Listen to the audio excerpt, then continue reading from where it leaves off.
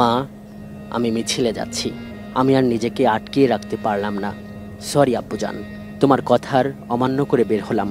স্বার্থপরের মতো ঘরে বসে থাকতে পারলাম না। আমার সন্তানের জন্য বিচার চাইতে এখানে আসছি অভিযোগ নিয়ে।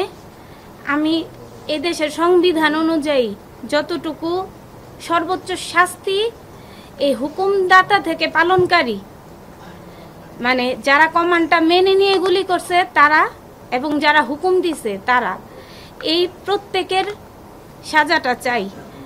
শহীদ আনাসের মা আন্তর্জাতিক অপরাধ ট্রাইব্যুনালে অভিযোগ দায়ের করতে সেটাই বললেন।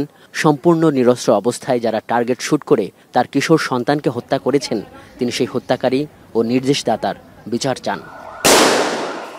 তদন্ত সংস্থা এবং প্রসিকিউশন মিলে আন্তর্জাতিক অপরাধ ট্রাইব্যুনালে জুলাই গণহত্যার বিচারে এখন পর্যন্ত 51টি অভিযোগ দায়ের হয়েছে, যার অধিকাংশের প্রধান আসামি সাবেক প্রধানমন্ত্রী শেখ হাসিনা। বুধবার সবশেষ দুটি অভিযোগের ব্যাপারে সংবাদ সম্মেলনে এসে এই ট্রাইব্যুনালের প্রধান কৌঁসুলি বলেন, এর বিচার নিশ্চিতের জন্য সর্বোচ্চ বুদ্ধিমত্তার সঙ্গে চেষ্টা করা হবে।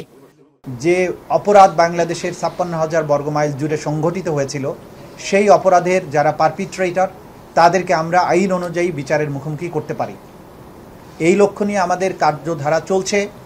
এর মধ্যে আজকে আমাদের কাছে দুটো উল্লেখযোগ্য অভিযোগ জমা পড়েছে। এই দিন আইসিটিতে আরও একটি অভিযোগ দায়ের করেন রাজনৈতিক দল এনডিএম এর প্রধান ববি হাজ্জাজ।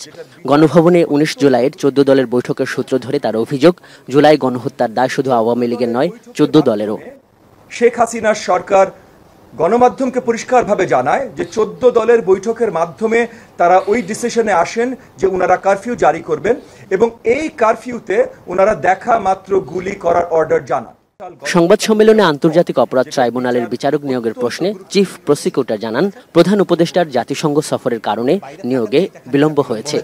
আমরা আশা করছি খুব দ্রুতই, আমি কোনো সময় উল্লেখ করছি না, যে কোনো মুহূর্তে আপনারা খবর পাবেন, ইনশাআল্লাহ অ্যাপয়েন্টমেন্ট হয়ে যাবে।